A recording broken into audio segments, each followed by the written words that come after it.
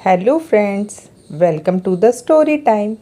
और आज से हम कहानियों की एक नई श्रृंखला शुरू कर रहे हैं जिसका नाम है सिंहासन बत्तीसी, जिसके अंतर्गत हम राजा विक्रमादित्य के सिंहासन की 32 पुतलियों की कहानियाँ सुनेंगे।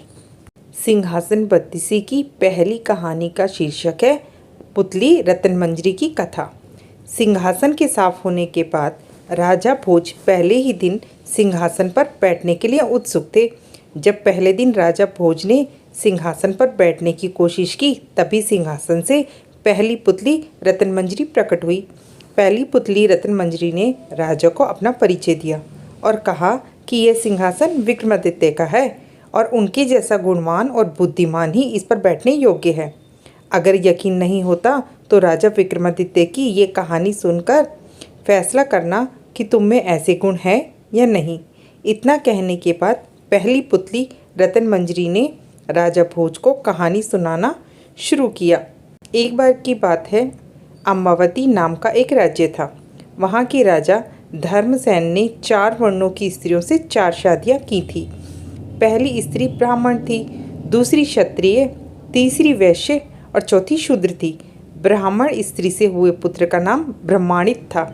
क्षत्रिय से उनके 3 पुत्र थे जिनके नाम थे शंख, विक्रमादित्य और भृतहरि।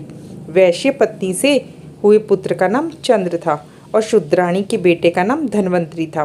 जब सभी लड़के बड़े हुए तो ब्रह्माणी के बेटे को राजा ने दीवान बनाया, लेकिन वह अपनी जिम्मेदारी ठीक तरह से संभाल न सका और वो राज्य छोड़कर चला गया।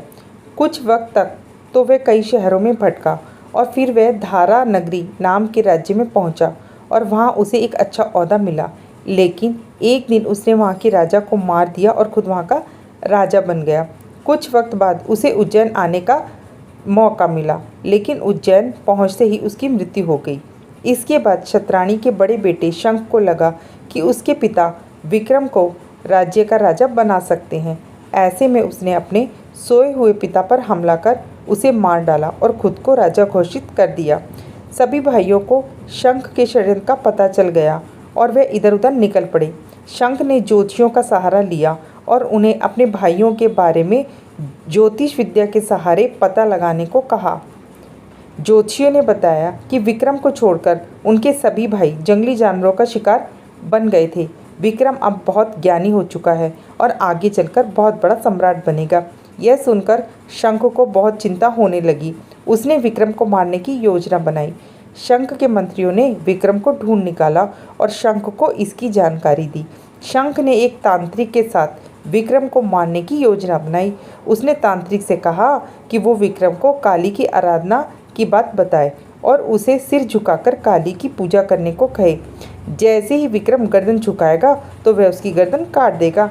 तांत्रिक विक्रम के पास गया और उसने शंख के कहे हुए शब्दों के अनुसार विक्रम को काली की आराधना करने के लिए सिर झुकाने को कहा। शंख भी वहीं छिपा बैठा था। विक्रम ने खतरा महसूस कर लिया था। उसने तांत्रिक को सिर झुकाने की विधि बताने के लिए कहा और तांत्रिक जैसे ही झुका, शंख ने उसे विक्रम समझकर उसकी गर्दन काट दी। इतने में विक्रम ने शंख के हाथ से तलवार लेकर उसकी भी गर्दन काट दी और अपने पिता की हत्या का बदला ले लिया। फिर विक्रमादित्य राजा बने और अपने राज्य और प्रजा का पूरा ध्यान रखने लगे। हर तरफ उनकी जय जयकार होने लगी। एक दिन राजा विक्रमादित्य शिकार करने जंगल में गए।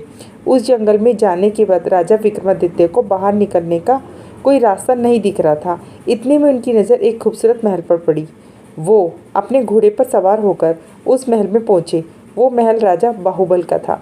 राजा विक्रम जैसे ही वहाँ पहुँचे तो वहाँ के दीवान तूतवर्ण ने बात ही बात में कहा कि विक्रम बड़े ही यशस्वी राजा बन सकते हैं यदि राजा बाहुबल उनका राज तिलक करे। और उसने यह भी बताया कि भगवान शिव द्वारा प्रदत्त अपना स्वर्ण सिंहासन अगर बाहुबल विक्रम को दे देते हैं तो विक्रम चक्रवर्ती सम्राट बन जाएंगे। बाहुबल ने विक्रम का न केवल राज तिलक किया बल्कि खुशी खुशी उन्हें स्वर्ण सिंहासन भी भेंट कर दिया। कालांतर में विक्रमादित्य चक्रवर्ती सम्राट बन गए और उनकी कीर्ति पताका सर्वत्र लहरा उठी और कहानी हुई समाप्त।